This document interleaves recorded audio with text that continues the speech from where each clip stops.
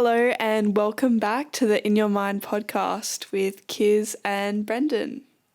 This week we're going to be talking about addiction and more specifically the addictions that we have to our phones and to social media. So we'll start with a definition of addiction.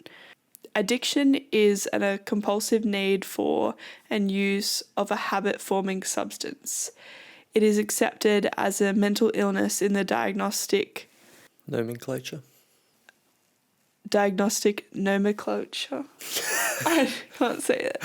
Nomenclature. And results in substantial health, social, and economic problems.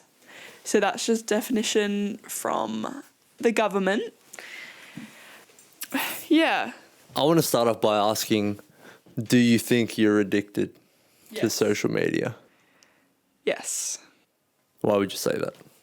Because I find myself going on it when I've had no previous thought about going on it.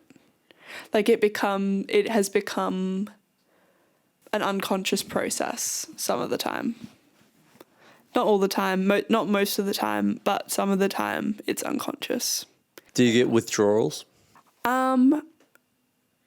I don't know if it's like withdrawals, but I definitely, the more time I spend on my phone, the more my body is in a state of like stress, and I can just feel that through like being uneasy, sitting or uneasy, just doing regular things.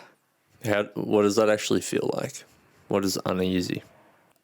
Just like looking around, feeling that I'm not sure what to focus on, feeling that my attention is just darting around and that like I'm not able to feel like I'm in the moment. I feel like I'm not able to be focused on one particular task or mind darting. Mind darting. The reflection and the part of it that I find really harmful is just like its ability to get within my nervous system and create that response within me that I feel like so uneasy when I'm trying to think of something else to do and not be on my phone. Do you think the problem begins when you first pick up your phone without having intention, or do you think it is a quantity issue, or is it more complex than that? I think it's like the conscious/unconscious process behind it. Like it's when I pick it up and just like go, oh, I'm just going to like go on it, because then I've given myself like no framework or no like limitation, and it creates this like free reign experience, which then I kind of like feel sad about afterwards, or I feel like kind of a bit angry with myself, like, oh my gosh, like that was unconscious. I don't know where that time went. I don't feel good for doing that. Yes. Yes, definitely. And it really comes about like my negative framework around it really imposes how I feel and the negative feelings of how I feel. But I don't necessarily think I should change my negative view of social media, because, I mean... Do you have a negative view of social media? Yeah, no. I do when it's an unconscious process for myself. I attack myself pretty personally for being like, no, like, why are you doing that? But I think it can have a place and it can be really beneficial, and it can create communities and it can be creative, and it has a place, and it's not always negative and evil. But I think it really should be a conscious process as much as possible. Yes. What's your relationship with social media look like? It's very, very difficult because in a way, I'm obligated to use it. I'm not obligated, but it would be silly for me not to use it to promote my music and for that side.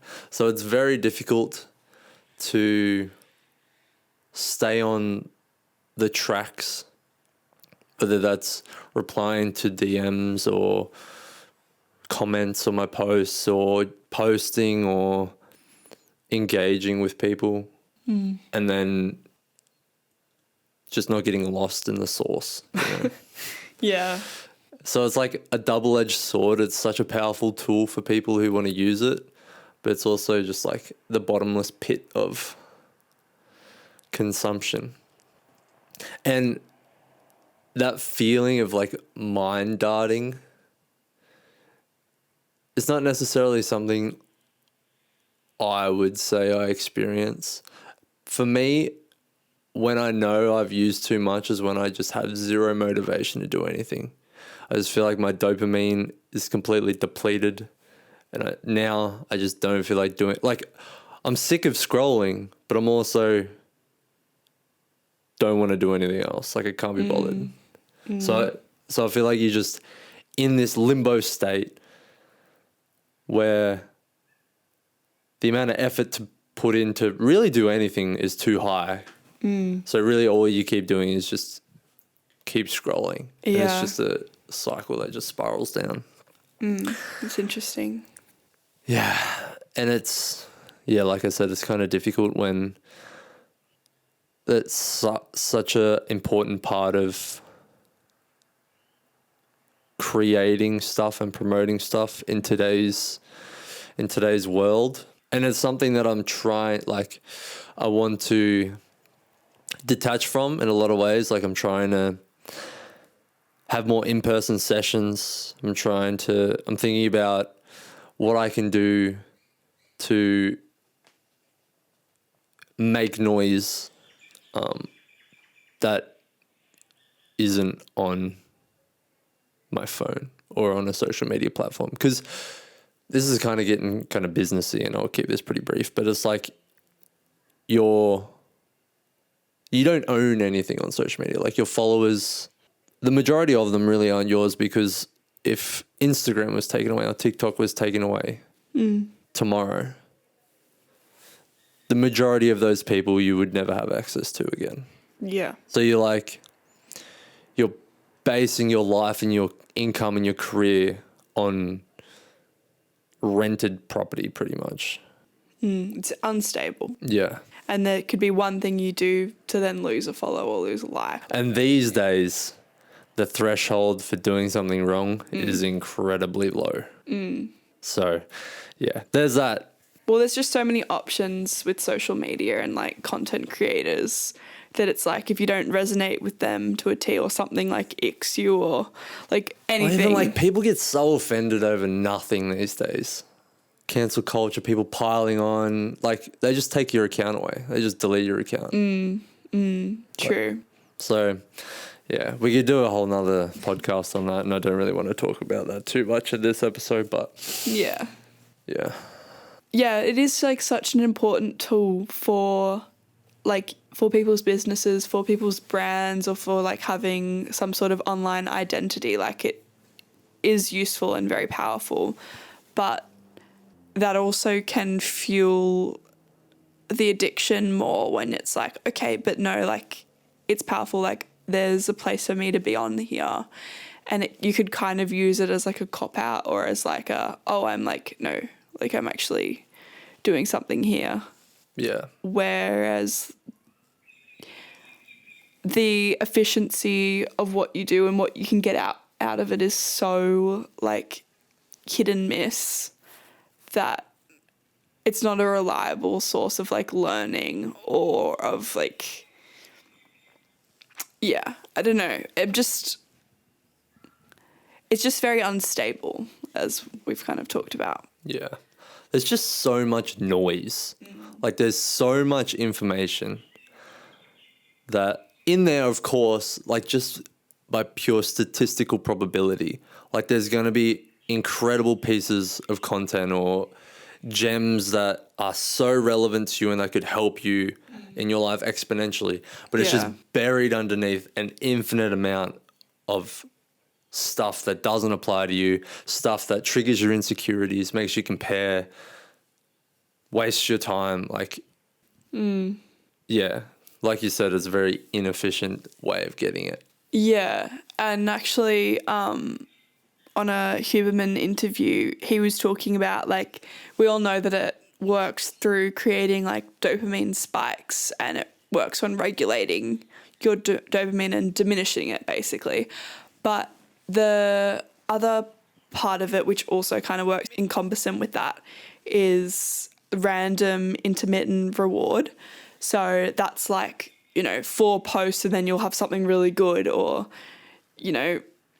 it's random. It's like you're gambling. And you just got to keep going because the next one might be the one. Yeah. And it's an unconscious process, but that's that like rabbit treadmill thing. Mentality, yeah. Yeah. Yeah. That's super true. So have you tried to limit your social media usage? And Yeah. have you been successful? I have. And I've been semi-successful. I feel like, actually, let me check this right now. Where's my phone? We've got raw data. I've got a Samsung, if that is at all relevant. You guys on Apple, you poor souls. You won't have the exact same functionality. Maybe you do. But let's have a look at my average screen time here. I'm going to sit naked here on the podcast, metaphorically, for a second. Yeah, so my daily average screen time is 2 hours and 11 minutes, which is down from 3 hours a couple of weeks ago before I put on app timers, specifically for Instagram and TikTok, because obviously those are the biggest time wasters for me. And I want to keep my time on there concise. For Instagram, it's 30 minutes because I use it a lot more for like connecting with people through music and stuff. TikTok is 15 minutes because really all I should be doing on there is posting and replying to comments. So there's that. So for Samsungs, and this is like, I think the difference, I'm not sure if Apple does this or not, but you set the timer and then it literally deactivates the app. So Like you can't open it again. Is this a function of the Samsung? Well, I'm not sure because I don't have an iPhone. But is this an extra app that you have, or No, it's just in the settings. right in your settings? Yeah. So you can't open it again. There's like 10-minute reminders. There's a 10-minute, 5-minute, 1-minute reminder before your time is up, and you can choose to add 10 minutes at any point in time, which I sometimes do if I'm replying to comments or I'm in the middle of a conversation with someone. But apart from that, I don't. And then as soon as it closes, I don't go into my settings and extend it. If I need to reply to a DM, I would do it on my computer because I realize that on my desktop, I'm way less likely to get sucked in. And it's like, I won't go into the details, but the browser on my desktop just is way easier for me to use and not get distracted. So that's what I've been doing, and it's cut my average daily use time down by an hour, which is 7 hours a week, which is almost a full work day. Yeah. So pretty successful. Obviously, it's not exactly where I want it to be, but it's a very big step in the right direction, I think. So, Yeah. Yeah, that's awesome. what about you? I downloaded a couple of apps, but both of them were like paid, and I didn't want to pay to have something. So I still haven't found a resource that really works. I don't have that time limit thing in my settings. So I still need to find an app that will limit the time for me, and Does iPhone not do it? not that I'm aware of, or not that I think I had a conversation with a friend and they have a timer, but I don't know if it actually locks you out of the app. I think it's just a reminder, Right. maybe. I could be wrong. I Yeah. could be wrong. Yeah, I'm not fully sure, but it is something that I need to. I tried another tip, and you guys could try it listening if you think it might work for you. I tried the grayscale thing for a while, a couple of months actually, and I think it worked for maybe a week, and then I guess my brain kind of adapted and it stopped making a difference because, to be honest, I saw it in an Instagram video, so it's probably why it wasn't very good, but it said that, well, it didn't say that. I just thought that, the bright colors, the saturation could be a part of how you get sucked in. And Yeah. for me, I thought it would at least increase the threshold for me to get stuck on it. Yeah. I think it worked for a little while, but it's definitely not as effective as the timers have been so far. Yeah. Yeah. So grayscale is just, it turns your screen black and white. Yeah. So why do you think we've had to resort to this? Like, why do you think we have such a drive to consume social media? And, like, why can't we just Help ourselves. help ourselves? Like, why do we need to turn to these devices or these other things to help us manage our time? Well, I think, and this is another book that I want to read. It's called The Chaos Machine. People that I follow say that it's a really good book and it explains the whole machine that is social media very well. And I think, especially educating, this is kind of a sidetrack, but educating yourself on it, how it's built, why it's built, how it works, will help and go a long way into distancing yourself from it. So there's that. The book,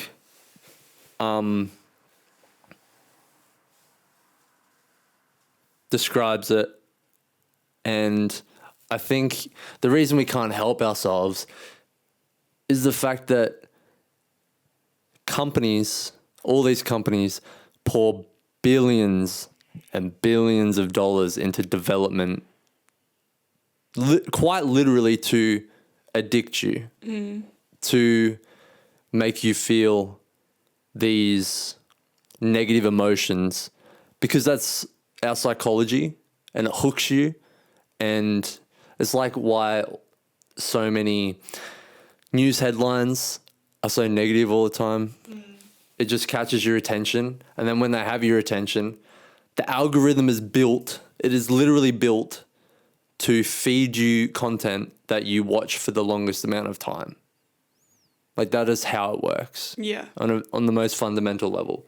Yeah. So from the beginning, like, we're already at a massive disadvantage. And it takes an incredible amount of self-discipline to interact with it and to not overindulge. Most people, and this is probably the best way to stop using it or to cut your usage down, is just to delete the apps off your phone. Like, just entirely.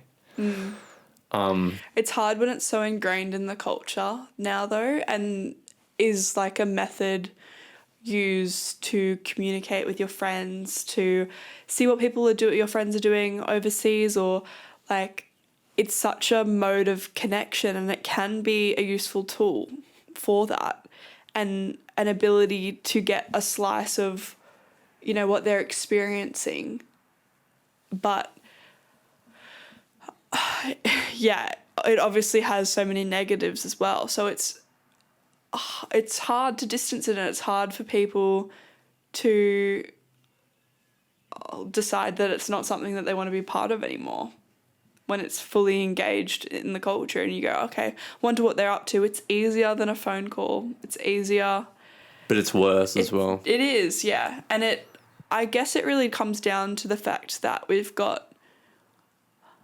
we follow hundreds of people. It's not like we can keep up to date with hundreds of people, have that in-depth phone call with hundreds of people. Even, 10 people, it's hard to remain connected and communicate.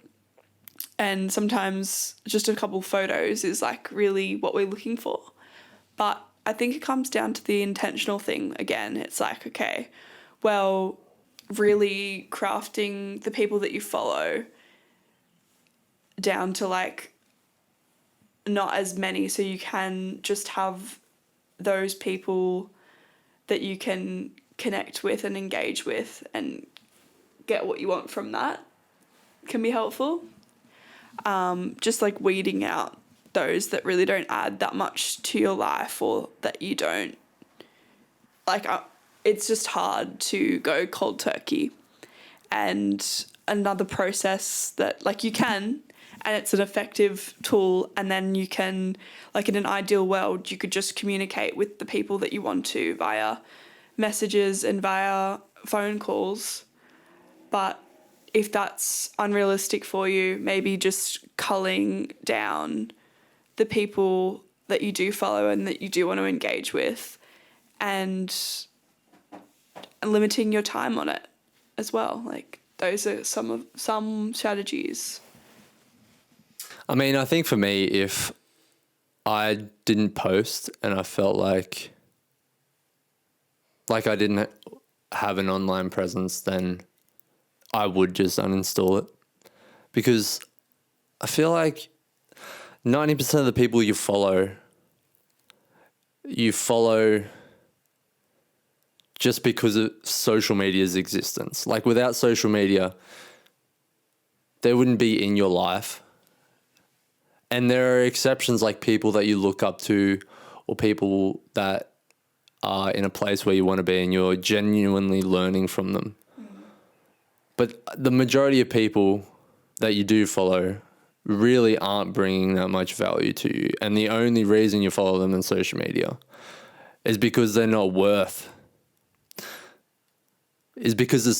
it to you to have a phone call with them, or to meet them in person, or, you know, to have a more in-depth relationship with them, for the majority of people. Well, I think a lot of people that people follow, it's not like you could have a phone call with them because they're, you know, they have an online presence, they have a lot of following. And But do you want to? well, there's a reason why they're following them. Like they might idolize them in some way. Like I'm asking you, like how many people do you follow are people that you would want to have a relationship with in real life? All of them. All of them. All of them. I only follow people that I value their opinions and their all their thoughts, and I think are really interesting. And I think that comes down to like the culling of the who you follow, and following people that you resonate with or that you have interests with and that kind of thing. See, then I would just ask you, like, why don't you Why don't I? What? have a relationship with them? Because some of them I've never met other than on social media. And they're, like, I guess classified as celebrities. Like, they're not going to be able to have a conversation with every one of their followers. Yeah, but there would be people like them that you can connect with.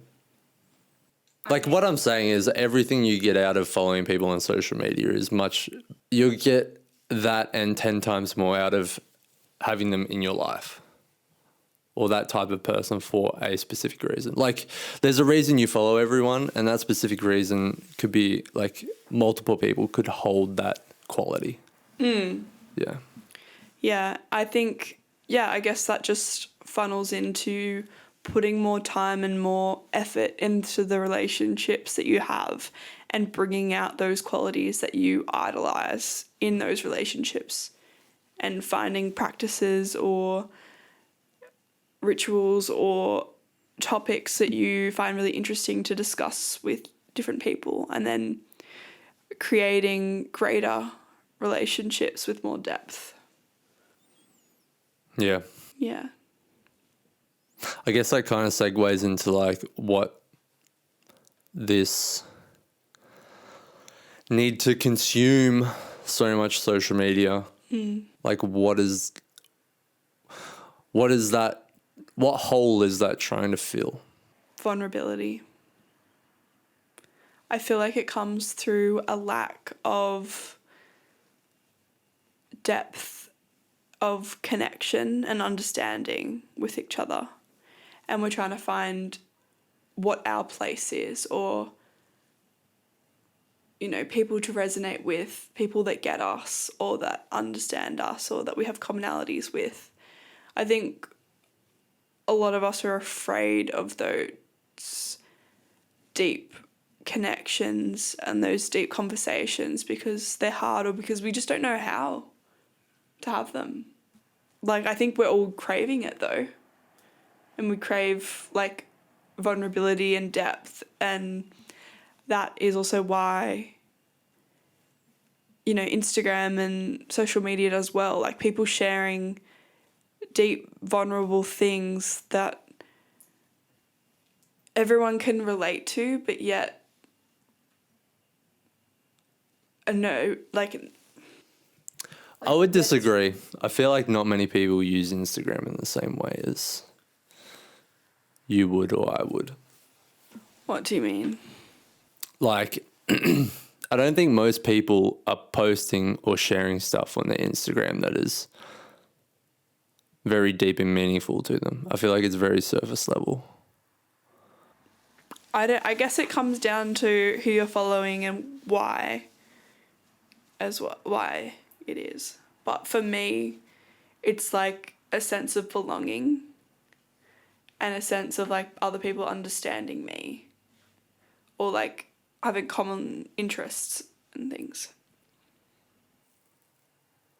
So you're addicted to social media because you feel like no one understands you. I just feel like I want to connect more with people, myself, the earth, my value. Like, it comes from just it's a lack of connection with source, with life, with everything. But why is social media the thing that you're trying to fill the hole with, though? Because we all know, like, it doesn't make you feel good. And it's... Well, I think it's because I have found some of the people I really look up to within, like, spirituality, within, like, teachings and education and learning so much about the world. I've learnt through them, and I've found myself more through them too, that I think, oh, I'm just going to keep getting more of that same thing. Like, I'm going to find more of it. And it's that craving of like depth and the people that spark that deeper meaning inside of me. But really, it's something that I can find through other mediums, through books, through other ways. But social media is a pocket-sized, bite-sized, addictive, convenient thing. It's short, yeah. You know? Yeah. Yeah. Yeah. I would agree. I think, like, at the very core, it comes from an uncomfortability, like what you said. Like, there's something within them that they are lacking, and it is the most convenient, easy, short, instant gratification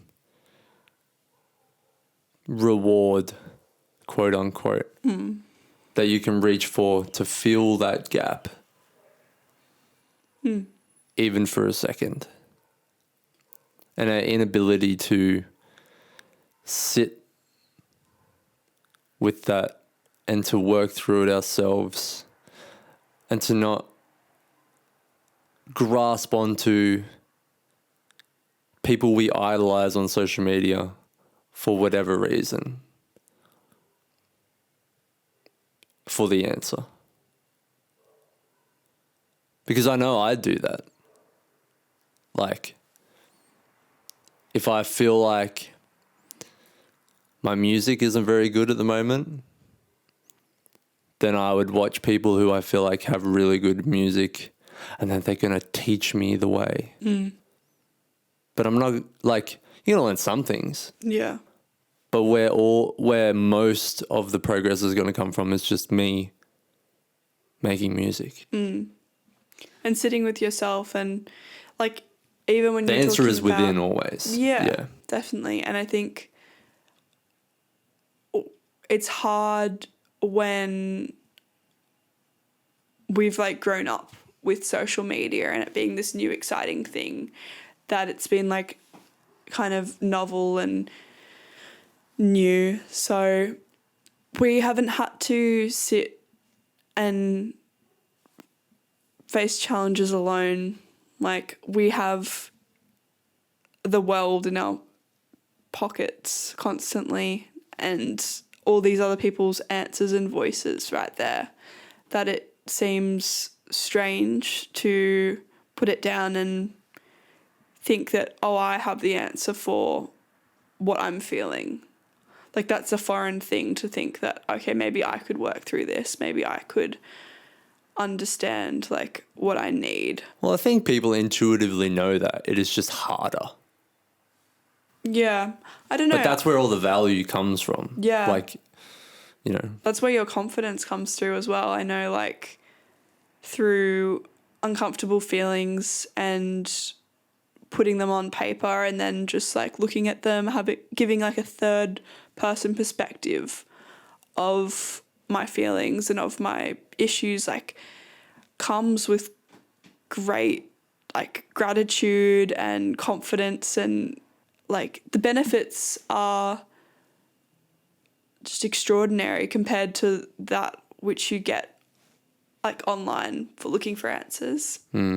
Like, when you find those answers are within you and that you actually hold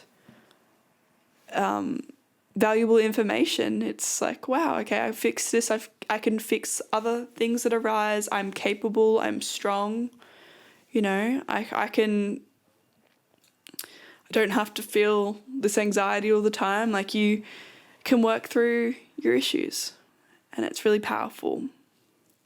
And our phones can really distract the deep, meaningful connection that we can have with ourselves if we inwardly reflected rather than externally looked for answers or distraction. I would go further to say it's the only way. It's the only way. Because they can help you. Yeah. But no situation that you'll find on social media will be specific enough to you in the places that you have been with the knowledge that you've acquired to fix the problems that you have now. Only you can to solve the issues and find the answers and feel the gratification and the happiness that comes through that. I would say it gets close enough, but I think the problem is it's like copying on a test. Like, you might see it from a different perspective. You might get someone else's answers that might be correct, but you don't understand the process of how to get there. And if you were to get that problem again, and all of a sudden you're not sitting next to your friend who knows the answer, then what? Yeah. You don't know. You just crumble. It's of value to listen to yourself and to make the time. It's a necessity. It's a necessity. I did not expect it to go that direction. That was crazy. Yeah. How do you teach young minds to use social media as a tool and not as a crutch? So you have a kid that just got a phone, that wants to download social media, wants to connect with his friends. Like, how are you gonna give him the tools so he can navigate social media? It just comes down to leadership, and really the only way to lead is to lead by example. Like, you have to embody the message that you are trying to teach people so well and have it work so well for you that they just follow without you having to say anything. And that really goes for anything. Like if you want people to do a certain way, make a certain change in their life, then you have to embody that. Yeah. And if what you're trying to teach them or show them is the right way, they will just follow you. Like the only reason you need to convince, persuade, or sell someone is because you yourself haven't fully got there yet. Like Ed Milet says that when you're speaking, you're not trying to convince them, or you're not trying to make them believe what you say. You're just trying to convince them that you believe what you're saying. And that's what I would do. Yeah. Well, then it really just comes from an authentic place, and you can feel that with everything you do. Yeah. Or with anything anybody does. Like if it's authentic and if it's your truth and you are just going about how you believe is right, like naturally, if that resonates for them, it'll follow too. Yeah. What do you think? Yeah, I think that makes a lot of sense. But I also think that really young children shouldn't be on it. I don't think. Oh, 100%. Yeah, I think there's definitely a minimum age. Yeah. I would agree with that for sure. I don't think in primary school it's something that really should be. At least until high school. They're just a lot more able to have more perspectives on what it is and more life experience going into it to have better choices and better autonomy over their own actions. And to be able to keep a hold of your imagination and your creativity. Like these iPad kids. I feel so bad. Like it is such a horrible thing to do. Oh my gosh. But like it's probably the thing that makes me the saddest about like just things that happen every day and that now are just almost normal, I would say. Like imagine these kids when they grow up, like. Oh, well, just imagine the anxiety and the depression. Like we're already seeing a like huge rise of it. The most fundamental skills that you learn at that age, like social interaction, like how to handle your emotions, like things being a kid and then learning to grow into an adult. You just miss. You're just taught to consume everything being fed to you. I don't think it comes from a malicious act with parents. Like I don't think it's just easy, you know, long day, it's hard. You want them to sit still. Like I fully understand that. And well, I don't understand it, but I can see how it's. Oh, you do understand their perspective. Well, I understand it to a certain degree. Like I don't have kids right now and I don't, you know, like I can't fully weigh in on it, but I'm not saying I blame them at all. And right, being a parent is the hardest thing in the world. And yeah, it's very difficult to not just give them a freaking iPad when they're screaming in public. Yeah.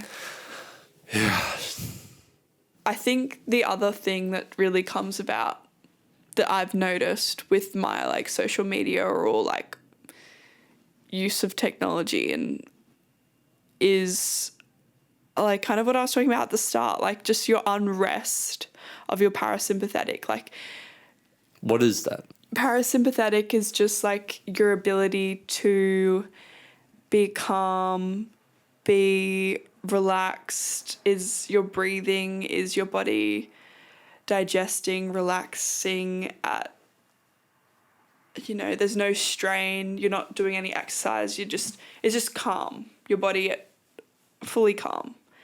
And I feel like a lot of social media and the time that you would generally be relaxing and in that state of like parasympathetic and everything digesting and relaxing is now taken with using your phone, which causes you not to be in that moment. It causes, holding your breath, erratic breathing, stress hormones, like your dopamine just like increasing, those waves of like random intermittent reward, like it's all like you're not having the same digest and the same calm that you're supposed to have. And that stress, like, it makes you sick Yeah. over the long term.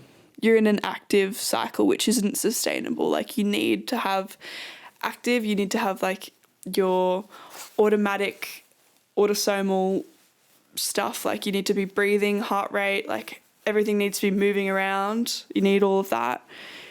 But then you also need the calm, and like that is getting just like more and more reduced and like compressed and misunderstood, like the importance of that and the importance for your body.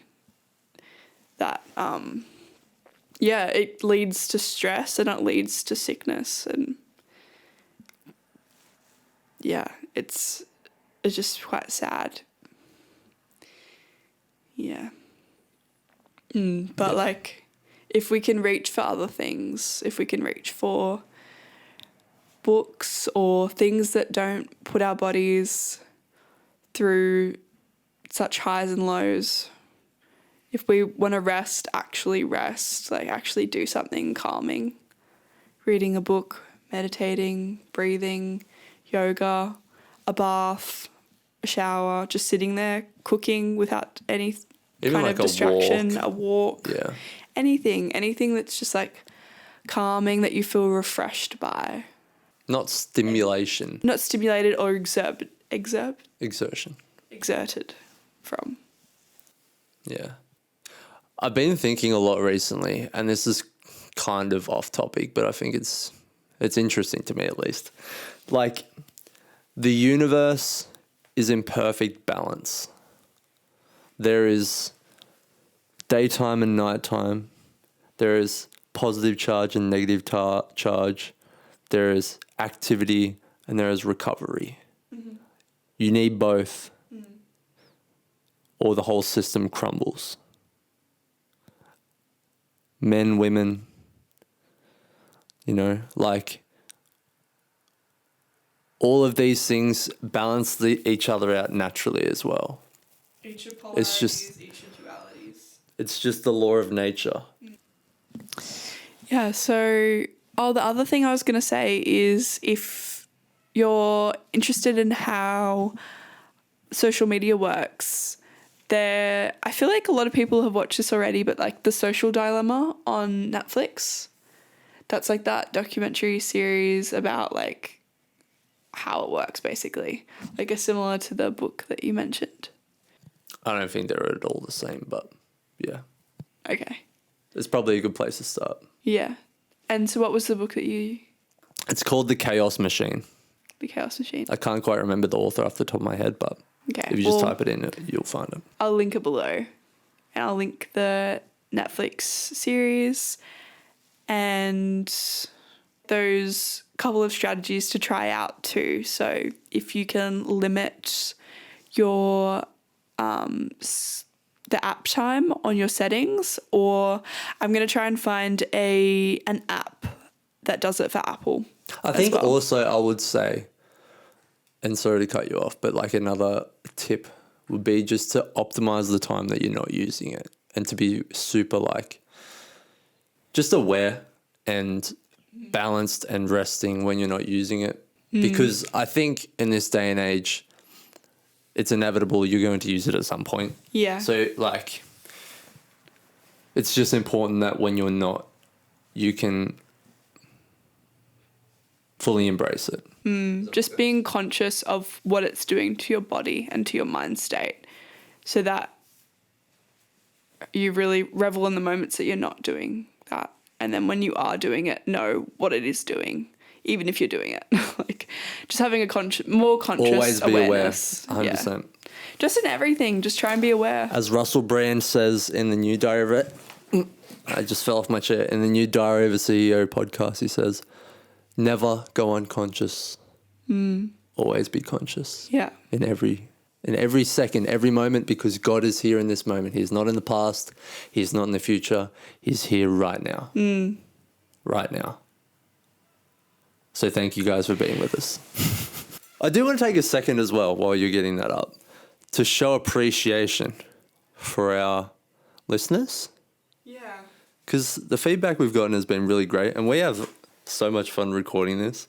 Yeah, well, I think it's awesome that we can create awareness and a community about different topics that we have insight on, or that we can direct to other people with insight on as well. And yeah, it's a nice, very safe space that we can just be super honest and raw about, which is something that I really cherish.